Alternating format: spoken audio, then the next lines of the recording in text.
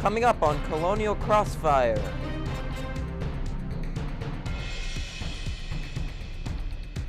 Cruz surprises in Iowa. Sanders runs neck and neck with Clinton. And the Zika virus is spreading.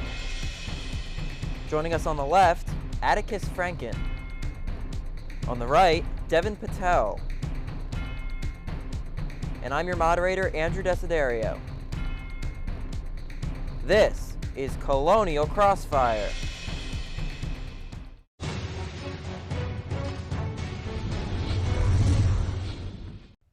Cruz, Trump, Rubio, Clinton, and Sanders. 2016 is on. Welcome to Colonial Crossfire. I'm Andrew Desiderio. The Iowa caucuses have come and gone. For months, the Hawkeye state was the focal point of the 2016 campaign. But now, after Ted Cruz pulled off an upset over Donald Trump and Hillary Clinton ever so slightly defeated Bernie Sanders, the race shifts to New Hampshire, South Carolina, and beyond. So, who's in it for the long run? Is the GOP race now down to a three-person contest? And who's the true progressive in this race? Here to analyze that and more, our student panel. On the left, Atticus Franken, a senior from Normal, Illinois, majoring in mathematics and economics. Atticus is the president of the GW Math and Stat Association. On the right, Devin Patel, a senior from San Francisco majoring in political science and philosophy. Devin is the chairman of the GW Executive Council of the American Enterprise Institute. Thanks to both of you for joining us. Thank you. In the run-up to the Iowa caucuses, 13 polls showed Donald Trump in first place, some with double-digit margins. But on caucus night, Ted Cruz defeated Trump by more than 6,000 votes, awarding the Texas senator 8 delegates to Trump's 7. Florida Senator Marco Rubio showed that he's on the rise, placing in a strong third behind Trump. The first votes of the 2016 campaign ended up serving as a winnowing process for this historically large GOP field. Former Arkansas Governor Mike Huckabee dropped out of the race on caucus night. Kentucky Senator Rand Paul and former Pennsylvania Senator Rick Santorum also suspended their bids just days later. 8 major candidates now remain, but the Iowa results suggest it might truly be a three-man race between Cruz, Rubio, and Trump. The Donald is usually known for his bombastic, brash tenor, but after losing to Cruz on caucus night, Trump was slightly out of character.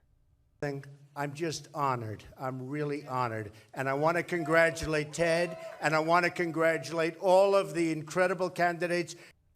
But just hours later, Trump said Cruz committed a fraud and called for a complete do-over of the caucuses. Now, this sentiment stems from controversial mailers that the Cruz campaign sent to voters across Iowa, as well as a rumor circulated by Cruz staffers on caucus night claiming Ben Carson was dropping out of the race. Devin, first off, what did you make of Trump's oddly gracious speech? It was just that. It was odd. I was honestly very surprised at how gracious and to the point he was about conceding defeat to Ted Cruz. But then once he came out the next day saying he wanted to audit those results, it was the same old Trump throwing a temper tantrum. So pivoting to the actual results of the caucuses themselves, Ted Cruz, how do you think he did it?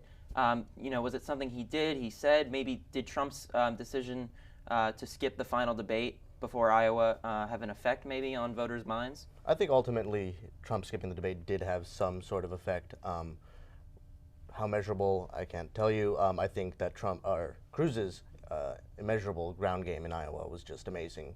And Atticus, do you think maybe the polls were wrong, as some have cited? Because Trump was ahead, sometimes by double digits, in those 13 polls beforehand. I think there's no question the polls were wrong. I think right now we're seeing a strong, a much-needed strong correction in the methodology coming out of the Iowa caucuses. A lot of polls have been wrong. We saw in Kentucky how off those polls were. We saw in Iowa how off those polls were.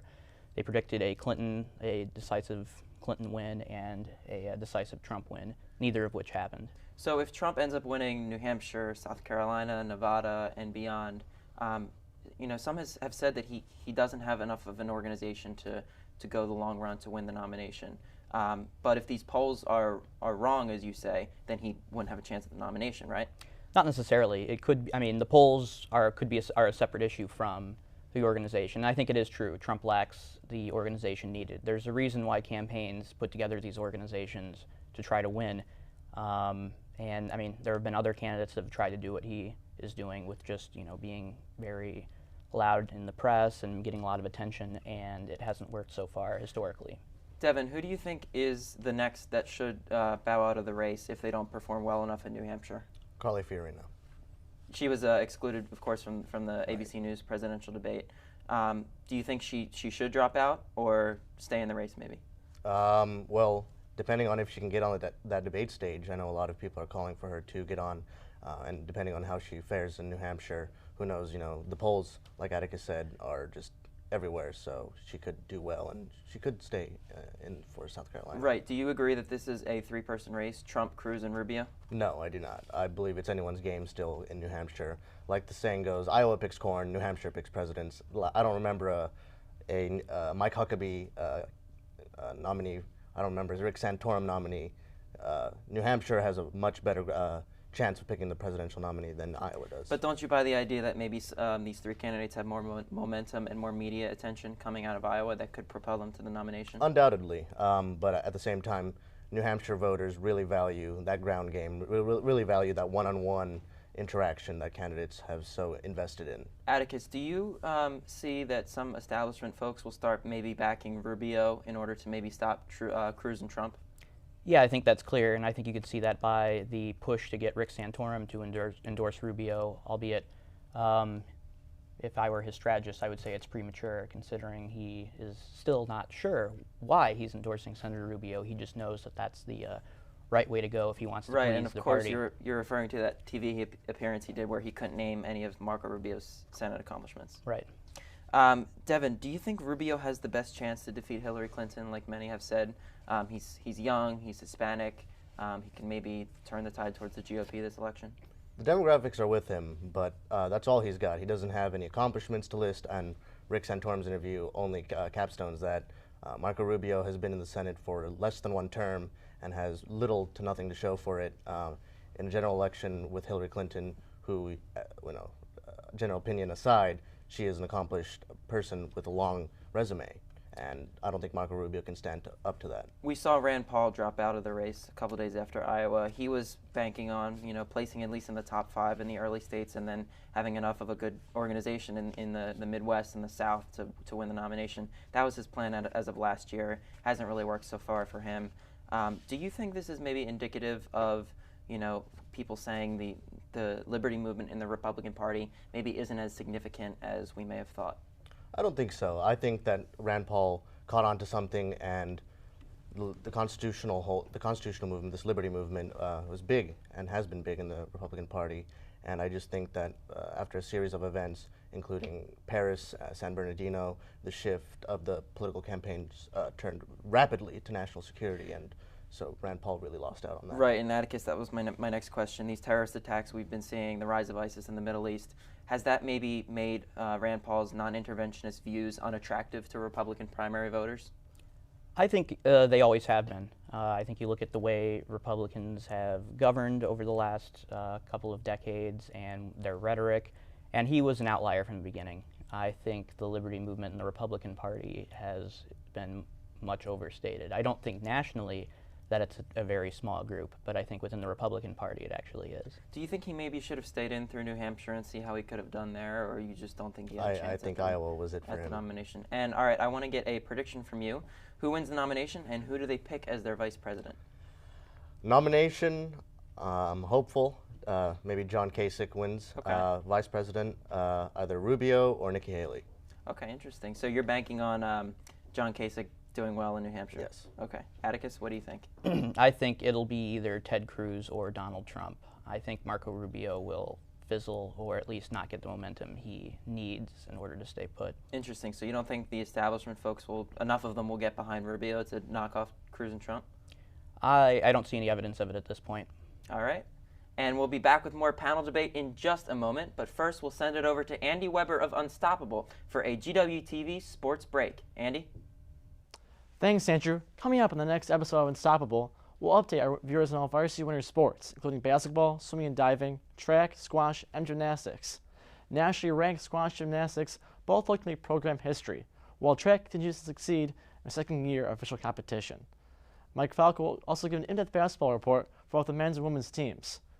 We'll provide analysis on their season so far, and and what steps they need to take to do well in the Atlantic 10 tournament. And finally, we'll sit down with Athletic Director Patrick Nero to talk about the state of GW athletics and what the department expects to accomplish in the coming years. All that and more on the next episode of Unstoppable. Back to you, Andrew. Thanks, Andy, and be sure to catch Unstoppable coming soon right here on GWTV. Coming up after the break, we'll shift our conversation to the Democrats. It's now a two-person race, and the gloves are coming off. Stay with us. Wonderful academic institution with a fine athletic tradition. Patricio Garino throws it down with two hands. Wonderful city. It's a great place to go to school. Keaton Savage open down the right side. Will go and Duncan with his right hand. Not just a family, it's a whole community. Armwood Duncan with 1.9 seconds left. Armwood, a thunder slam.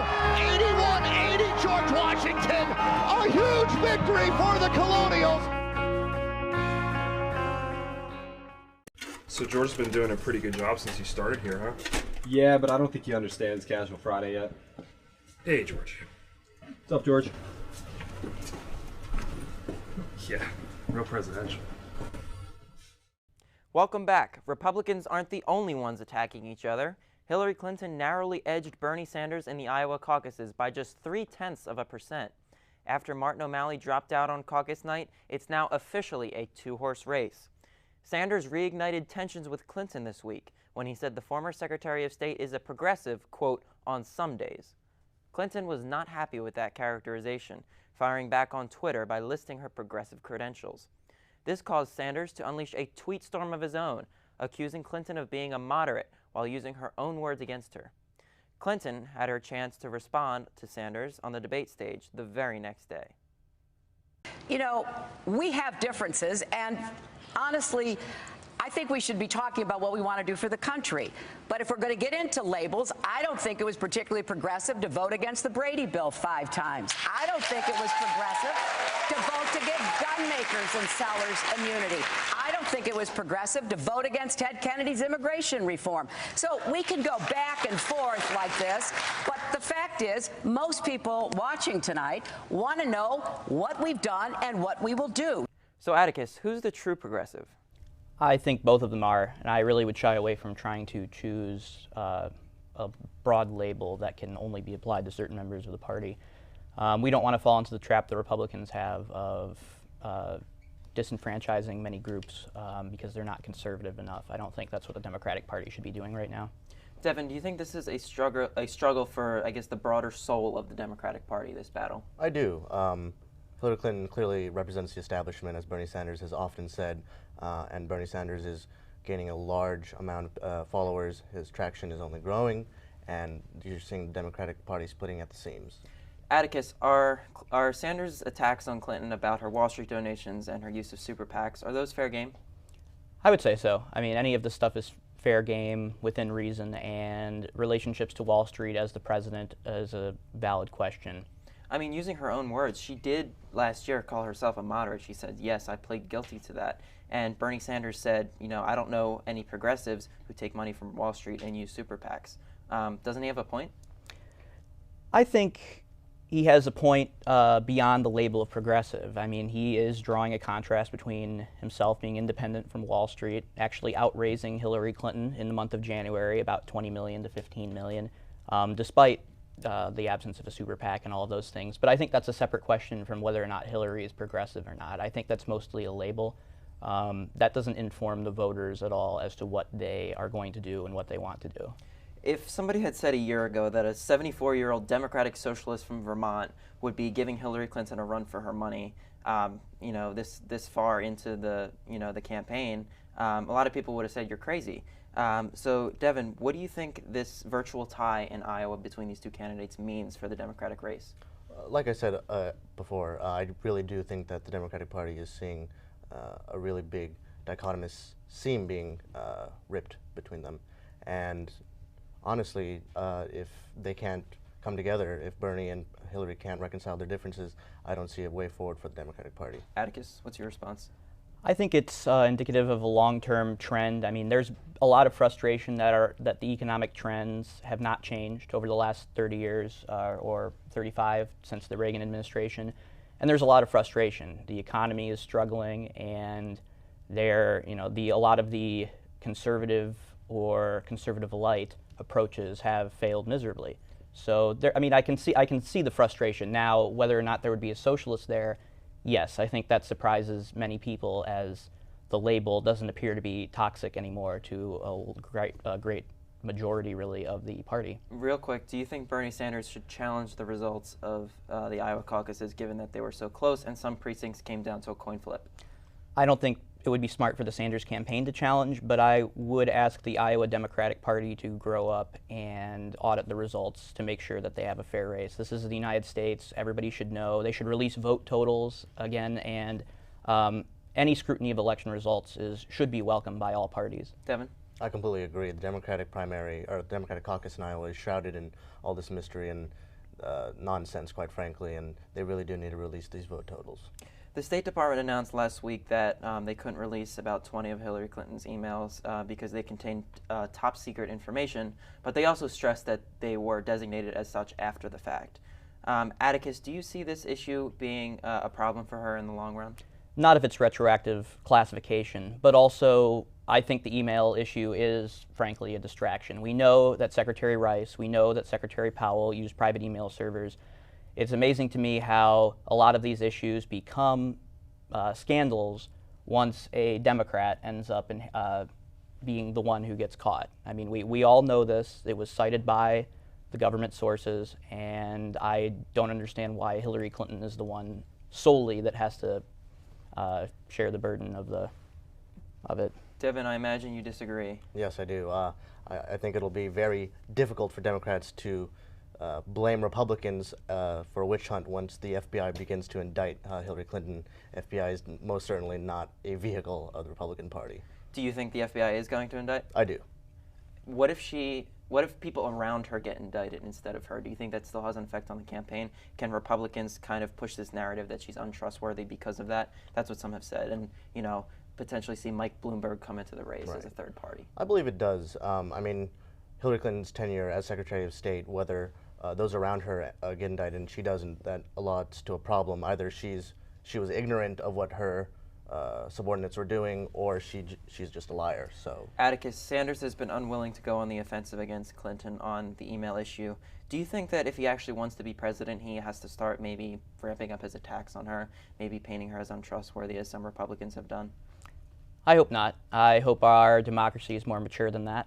But going back to that, my claim is not that we're trying to blame the Republicans on this. It's just, why is it that we do not hear about the Republicans also being under the same system? It should not be. It's not whether we're blaming one side. It's whether we're actually dealing with the problem or just trying to politicize it.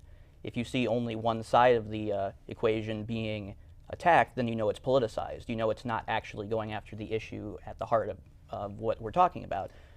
Back to the emails, but I think, I don't think Bernie Sanders should really go after her on that. I think part of the energy around him is that he's running a positive campaign. He has stuck to the issues, whether or not people agree with them, and I mean, if he sticks to that, I think his momentum will continue to stay put for the time being. What about what Devin said about the fact that the FBI is not a political organization, so they're not going to time their indictment with certain primaries or try to influence the outcome of the election? They're not a political organization, right? Right, but then why are we not hearing about the total reports coming out of there about how other administrations have used private email servers? We have governorships that have used it, such as Jeb Bush while he was governor of Florida. This isn't a new issue. I don't know why Hillary Clinton has to be the one who fights it. I suspect it's because her name is Hillary Clinton. But Devin, I'll give you the last word on that. I'm just eagerly awaiting that FBI document. All right, and finally, guys, predictions. I'll start with you, Atticus. Who gets the nomination? Who does he or she pick as their vice president? I think Hillary is still the slight favorite, but not by much at this point. And as far as vice president, of course, we have Secretary Castro, who's up there. I think Jay Nixon from Missouri will be calling. I don't think his calls will be taken. Otherwise, I think the Democrats really want to have a surprise on there as far as their VP pick. I don't think it's going to be easy to tell. Interesting. Do you think that it's a problem that both Clinton and Sanders are up there in age, like they would need to pick someone really young as their VP?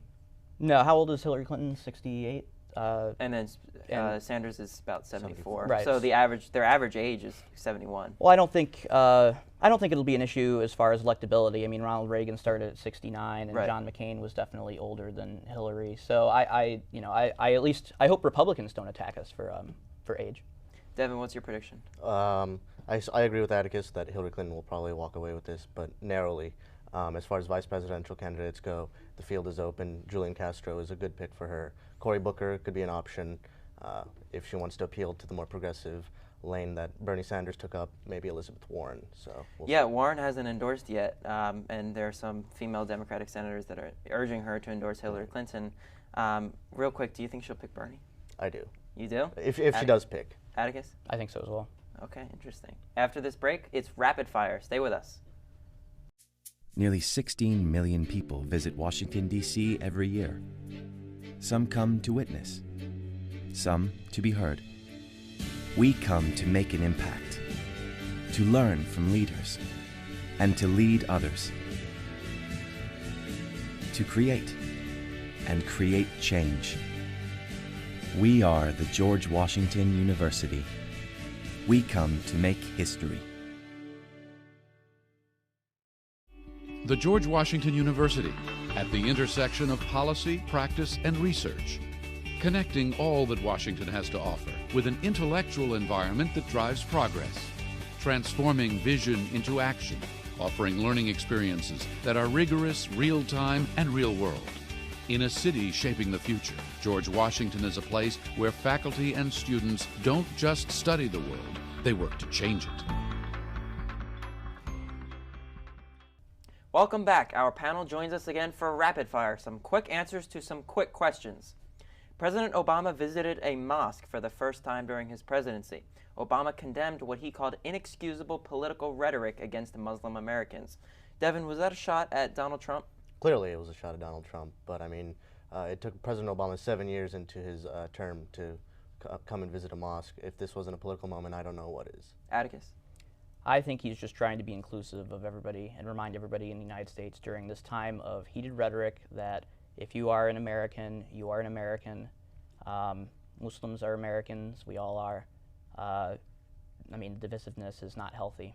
Do you think it was political because of the timing of the visit, as Devin is suggesting? I'm not certain that it was. I mean, even if it was political, I don't think it's the kind of politics that has any negative effects on our democracy. All right, and Facebook says it will ban private gun sales on the social media platform. The move is meant to prevent illegal firearm sales online, transactions that are often completed without a background check. Atticus, does this undermine free enterprise, as some have suggested? No, because Facebook is a private company. They can do and sell, and they can whatever they want. So no, this is actually the definition of free enterprise. They are a private entity deciding what they do and do not want to sell. So if Facebook does not want to sell guns, then that's fine. Again, as a private entity, they are not.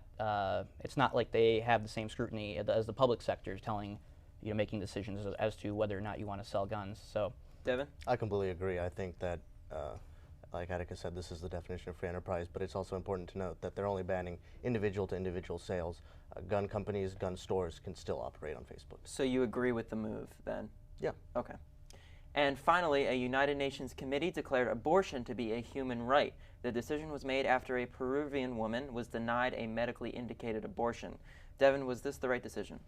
I think this is the UN once again trying to grab headlines. They're clearly ignoring one of their first doctrines of the right to life. So, Atticus, is abortion a human right? in certain cases, yes. I mean, in this case, it was a medical issue, and I think the UN responding to medical need for abortion in these specific cases is appropriate. Whether or not it was something that they were trying to make binding, which I don't think it was, then no, I mean, I don't see any issue with it. And with that, we end our debate here on Colonial Crossfire. Thank you so much to Atticus Franken and Devin Patel for joining us. The World Health Organization has declared a global public health emergency over the spread of the so-called Zika virus. The virus originated in Brazil and has already spread to at least 29 countries.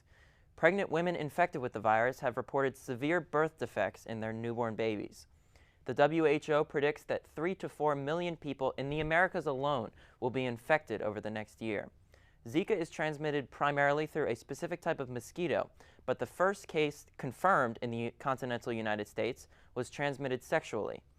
Now, despite the grim outlook, the Centers for Disease Control says a vaccine will take at least 3 years to be fully developed and is warning pregnant women against traveling to affected areas. Earlier, I spoke with GW Milken Institute School of Public Health professor Ron Waldman about the virus and whether the world is prepared to combat it. Dr. Waldman, thank you so much for being here. It's my pleasure to be here. So what type of symptoms would someone with Zika have? So this is a pretty benign viral disease in general. First of all, about 80%, 4/5 of the people who contract the virus have no symptoms at all. It goes completely unnoticed. About 1 in 5 people will have symptoms that consist of slight fever, fleeting temporary rash all over their body, muscle soreness, fatigue, the usual things you get with cold-like syndrome with a rash. It's not a very serious disease at all. So do you think the sort of international hysteria we've seen over this virus is a little overblown then? I think that the attention that the press has put on it is not necessarily overblown because of the reports that have been coming out of Brazil over the past few months of an association between the infection itself, symptomatic or not, and cases of a relatively rare congenital malformation called microcephaly, or a small head, inadequate development of the brain and the bones of the head that causes for a misshapen cranium or skull in the fetus and subsequently in the newborn child, and possibly serious brain defects. So why do you think the international community was not as prepared as we would have liked to see for this? Oh, I wouldn't say it wasn't prepared. I think that although the disease has been around for a long time, and you may know it was discovered, and the name comes from the place where it was discovered in the Zika jungles of Uganda in the late 1940s, the disease has been around since then, but no one really paid a lot of attention to it until relatively recently. There was an outbreak then in 2013 and 14 in French Polynesia, following a few lesser outbreaks in Africa, and then this explosion apparently in South America, and particularly in Brazil, and particularly in northeastern Brazil. But I think that the system worked reasonably well, I think, in that when the more serious consequences of the disease were detected or thought to be detected, because we're not sure yet. So we're still working largely on suspicions, which is a good thing. When that was detected in northeastern Brazil, the health authorities of Pernambuco State reported it to the national authorities. The national authorities reported it to the Pan American Health Organization. The Pan American Health Organization reported it to WHO headquarters. They acted fairly quickly to convene a meeting under the international health regulations and declared it a public health emergency of international concern. So I think the system worked pretty well like that. Whether all of that was entirely necessary is something else. But in terms of having a vaccine, weren't they, in essence, not prepared with a vaccine? Not prepared with a vaccine. I don't think that it is the kind of disease to which we would necessarily want to shift resources that should be reserved for higher priority conditions when we don't know, with all of our scientific knowledge, we felt that this was a relatively minor concern. It's a virus that's in the same family of other diseases, such as dengue virus, for example, for which we have been working, a much more serious disease that results in more than 20,000 deaths a year. And we've been working very hard to develop a vaccine for that related virus, and it's also related to a very serious disease called yellow fever, for which we have a safe and effective vaccine. Right. So it's part of the process of scientific discovery, if you will. There have been at least 3 reported cases of Zika here in Washington, D.C. Is there cause for concern for those of us who live here? No. for two reasons. First of all, for maybe three reasons. First of all, none of those cases were contracted in the United States. They're all in travelers. So should travelers take precautions when they're going to countries that have reported larger numbers of cases of Zika virus? Yes, they should. And we can come back and we go through what those precautions might be. Secondly, it's the middle of the winter here now. I know because I just walked over here from my office. It's pretty cold outside. We don't have any mosquitoes. This is a mosquito-borne disease. For the most part, yes, we'll talk about sexual transmission and potentially other modes of transmission, but this is a mosquito-borne and mosquito-transmitted disease, and we have no mosquitoes in the middle of the winter here. Right. And secondly, there are two different species of mosquito that carry the disease. One is called Aedes aegypti. We don't have that here in the northeastern part of the United States. Most of the transmission of Zika is through Aedes aegypti, although there's a second species of Aedes albopictus, which we do have in relatively small numbers in this part of the country. So it means that we need to heighten our surveillance when mosquito season begins at the beginning of the spring and through the summer. And take some heightened precautions to avoid being bitten by mosquitoes that may, although I think it's a little bit of a long shot, be carrying Zika virus. And that was my next question about warmer climates. Brazil obviously has a very warm climate, and some international health experts have said that Brazil could have Zika for years to come, and it could sort of become an endemic. Is there a risk of sort of an endemic occurring in the U.S., parts of the U.S. where there are warmer climates, like maybe down south? Yes. As is the case with dengue, which is increasing in numbers. Florida and Texas, the two southernmost states for sure, are at risk. Other parts of the Gulf Coast as well. Wherever the mosquito vector exists, breeds and exists in its ecological zone, they could be harboring and transmitting the virus. What effect do you think the virus will have on the Summer Olympics coming up this summer in Rio? I think it could have an impact. It's going to depend on what individuals say and do, and it's going to depend on how the public health authorities handle the situation and in the level of faith and belief and credence that the population puts in the recommendations of the international and Brazilian public health authorities. But you bring up a really good point, because it doesn't necessarily have to be restricted to the Olympics. This is a disease that has killed exactly 0 people so far. Mm-hmm. The threat that people are perceiving is the threat of microcephaly and perhaps of a neurological disease called Guillain-Barré syndrome, which is an ascending paralysis. First of all, let me say that although 26 countries have been affected by Zika virus, and we know it's circulating, microcephaly has only been reported from Brazil, and 80% of the cases in Brazil have been reported from a single state. I think it's difficult to say exactly how strong the association between Zika virus and microcephaly is right now. A lot more work needs to be done. That said, the CDC, the premier health agency of the United States, has issued a travel advisory to pregnant women, advising them not to travel to areas that are affected. Especially the Olympics. And especially the Olympics. But it will have an impact starting now in the Caribbean. This is tourist season. Yeah. Cruise lines will be affected. The economies of many island nations in the Caribbean will be affected. The economies of tourist destinations in Central and South America will be affected. So for this disease that has caused 0 deaths, the impact will go far beyond the health sector into tourism, into other areas of potential growth in developing countries, potential growth that will now be set back. Right, so you see a big economic impact coming. And finally, given your vast experience dealing with these infectious diseases on sort of an international scale, are you optimistic about the prospects of a vaccine and eventually eradicating it? I'm certainly confident that there eventually will be a vaccine, but it won't be tomorrow and it won't be this year. I think the most optimistic estimate that the National Institutes of Health has put forth so far is that it's conceivable on a very accelerated schedule to be able to see a vaccine sometime towards the end of 2017.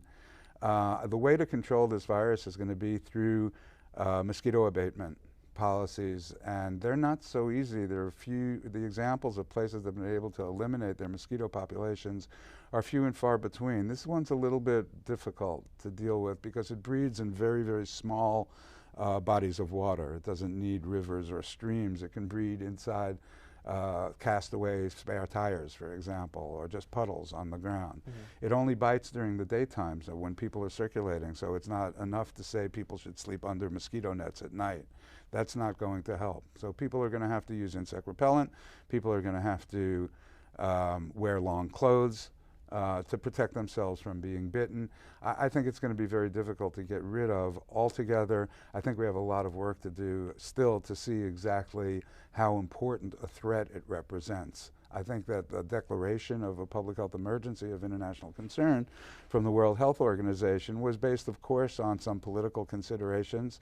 That organization's reputation was severely damaged by the way it handled Ebola. Right. It didn't want to take that risk again. So it declared, it made this declaration, warranted or not. I think it's a good thing because it helps us get our surveillance systems together. Right now there are 3 different surveillance systems for reporting microcephaly in Brazil. Some people report through that way, some people report through a different channel. That makes it very difficult to get a handle on the accurate number of cases that are occurring. So with this declaration, the World Health Organization will take upon itself to coordinate efforts. It will get surveillance together. It will have meetings of a variety, a large number of partners in public health who will decide on a coordinated and appropriate control strategy that will include mosquito control, that will include research into a cure, there is none now, and research into vaccine development. And of course, we are very optimistic for the vaccine. Dr. Waldman, thank you so much for being here. I really appreciate Thank you very the time. much. Thanks for having me. My thanks to Dr. Waldman. When we come back, Casey Decker has our debate fact check. I believe. I believe that. I believe that we. I believe that we will win.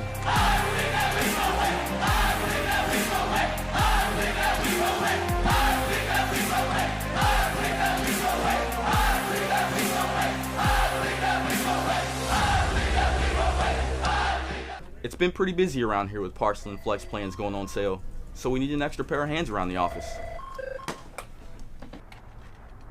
Let's go G-Dub! Let's go G-Dub! We had no idea you were bringing the Colonial Army. Whoosh! G-Dub!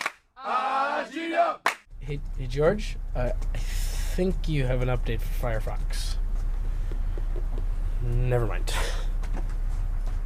Welcome back. During our panel discussion, a team of fact-checkers monitored our debate. Casey Decker is here to fill us in on what we missed. Casey? Thanks, Andrew. Only one thing this week. During the discussion of Hillary Clinton's emails, our liberal debater Atticus compared her situation to those of Colin Powell and Condoleezza Rice. Both former secretaries used private email accounts that received information that was eventually marked as classified. However, we should note that unlike Clinton, Rice and Powell did not have private servers. The information in their accounts was stored on government servers. That's all we have for the fact check. Andrew? Thanks, Casey. And now for Spilled Milk. Here's our tribute to the very best of late-night political comedy. Today, my love has gone away. The bottle stands so long, a symbol of the dawn. Because apparently what America needs is a president who will quit the moment things don't go his way, leaving the country in the care of his hand-picked vice president, a bar of gold wearing a Miss Universe sash. But Flint's water supply continues to be undrinkable due to toxic lead poisoning. In fact, there's so much lead in the water that poisoned Flint residents are now eligible to be used as number 2 pencils for the SAT. He didn't tweet for an unprecedented 15 hours. Can you imagine a Trump so sad he didn't have the energy to tweet negative thoughts? I'm sure Melania was talking to him through the door. Do you want to tweet about how Jeb Bush is low energy? How about how Ted Cruz has no friends? Should you tweet mean things to Rosie O'Donnell? That always makes you smile. Thank you, Bernie Sanders, for releasing a new campaign ad using the Simon & Garfunkel song America. Not to be confused with the song Jeb Bush uses at his rallies, The Sound of Silence, on that side. He only got 12 votes. That is less, and this is true. We looked it up. than the number of people in Iowa named Jim Gilmore. All right, well, that's all for this episode of Colonial Crossfire. For all the latest updates from our political team at any time, be sure to follow us on Twitter and like us on Facebook. For all of us here at GWTV, I'm Andrew Desiderio. Thanks so much for getting caught in the crossfire with us. We'll see you right back here next time.